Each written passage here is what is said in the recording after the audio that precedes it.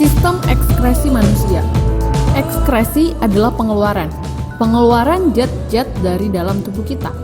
Ada 3 jenis pengeluaran, yaitu 1. Defekasi, di mana zat-zat yang dikeluarkan dari proses defekasi ini berupa zat padat, contohnya feses.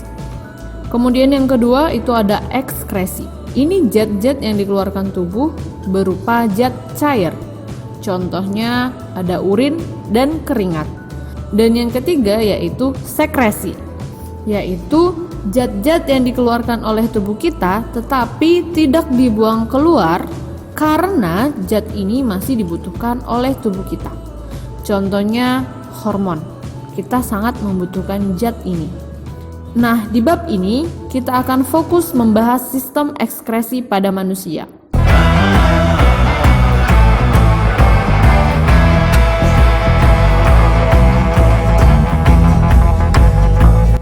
Sama seperti kehidupan kita sehari-hari. Contohnya, ketika emak kita memasak di dapur, pasti selesai memasak, dapur emak kita akan kotor, iya kan?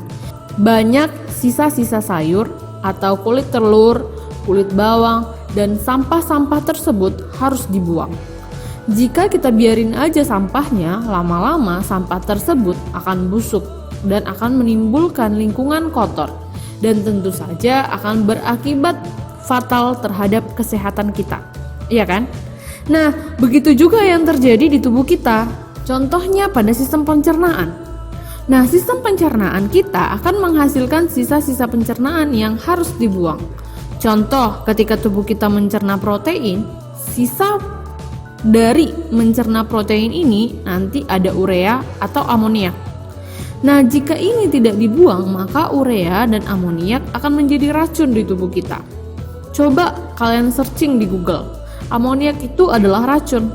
Makanya kalau kita kencing terus gak disiram, terus kalian mencium bau pesing, itu adalah bau amoniak.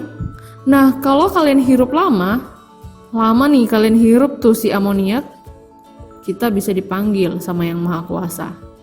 Nah, itu betapa beracunnya si amoniak ini. Dan masih banyak sisa-sisa metabolisme di tubuh kita yang harus dibuang. Nah, sekarang kita bahas dulu nih organ-organ apa aja yang berfungsi sebagai alat ekskresi. Nah, yang pertama ada paru-paru, kedua ginjal, ketiga ada hati, dan yang keempat ada kulit. Di video ini kita bahas terlebih dahulu mengenai organ paru-paru. Sebelumnya, kita kan sudah membahas sistem pernapasan pada manusia. Kita udah bahas mengenai paru-paru. Pasti kalian udah paham dong ya? Pastilah, murid-murid MIS kan pandai-pandai. Nah, paru-paru berfungsi sebagai alat pernapasan. Karena di paru-paru tempat penampungan oksigen yang dihirup oleh hidung dan tempat pertukaran gas di mana oksigen yang sudah kita hirup akan dibawa ke sel tubuh kita oleh pembuluh darah. Dan di dalam sel, oksigen akan menjalankan fungsinya, yaitu membakar makanan untuk menghasilkan energi. Nah, di mana hasil pembakaran itu tidak hanya energi saja, tetapi ada juga karbon dioksida, sisa pembakaran. Nah, karbon dioksida ini harus dibuang karena termasuk sampah ya atau sisa metabolisme. Jika karbon dioksida di tubuh kita itu tinggi, maka tubuh kita akan keracunan karbon dioksida dan dapat menyebabkan penyakit asidosis. Di mana asidosis ini adalah kondisi yang terjadi ketika kadar asam di dalam tubuh kita sangat tinggi. Penyebabnya ya karena si karbon dioksida tadi yang tinggi. Nah, kondisi ini ditandai dengan beberapa gejala, contohnya itu napas kita menjadi pendek, linglung, dan sakit kepala. Ya, itu dia. Nah, selain karbon dioksida, paru-paru juga mengeluarkan uap air.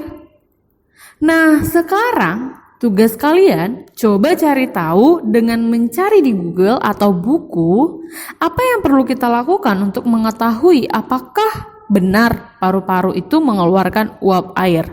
Jawab di kolom komentar ya, dengan format nama, kelas jawaban kamu dan ketikkan juga sumber kamu mencari jawaban. Jangan brandly ya. Oke, paham kan? Nah, jika ada pertanyaan boleh ditanyakan langsung via chat WA. Oke, bye-bye.